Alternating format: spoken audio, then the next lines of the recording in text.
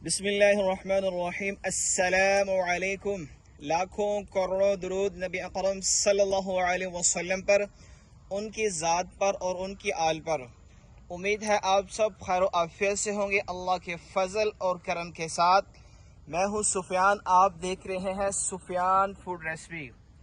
अल्लाह खुश रखे आपको और आपके घर वालों को।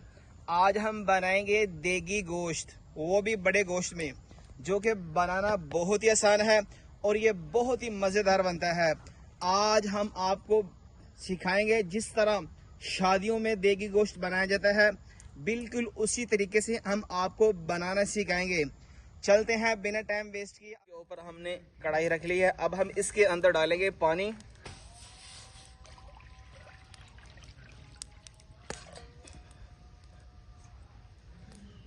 एक किलो हमने लिया था बीफ, अब हम इसके अंदर वो डालेंगे।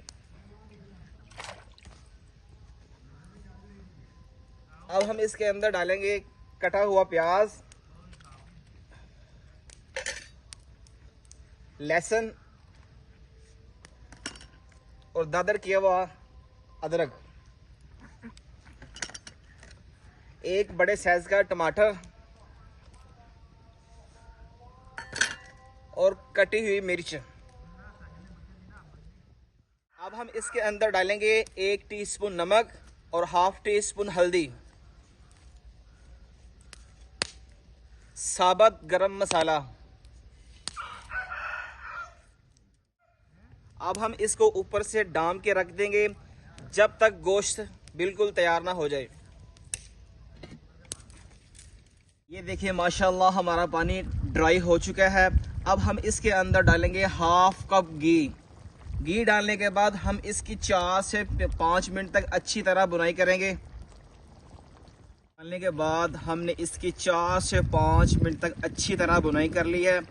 अब हम इसके अंदर डालेंगे हाफ कप दही का, इसकी भी हम 3 से 4 मिनट तक अच्छी तरह बुनाई करेंगे। आज हम इसको देगी गोश्त को बिल्कुल देहाती स्टाइल में बना रहे हैं, लकड़ों की आग में। हाफ टी स्पून हम इसके अंदर डालेंगे पीसी हुई ब्लैक मिर्च। माशाल्लाह आप इसकी लुक चेक करें, यकीन माने बहुत ही प्यारी खुशबू आ रही है इसके अंदर से। माशाल्लाह हमारा तैयार हो चुका है। अब हम इसको एक बोल के अंदर डिश आउट कर लेंगे।